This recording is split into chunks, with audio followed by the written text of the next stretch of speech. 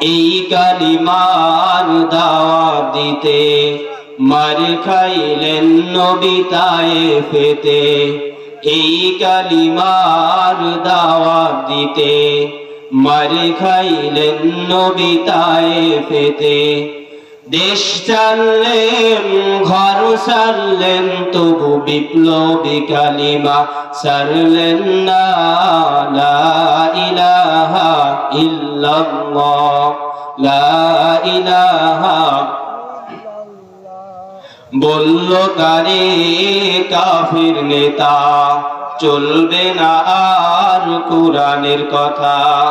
বন্ধ যদি করো তুমি গাড়ি দেব আর দেব যে নারী, বানিয়ে দেব তোমায় আরব নেতা।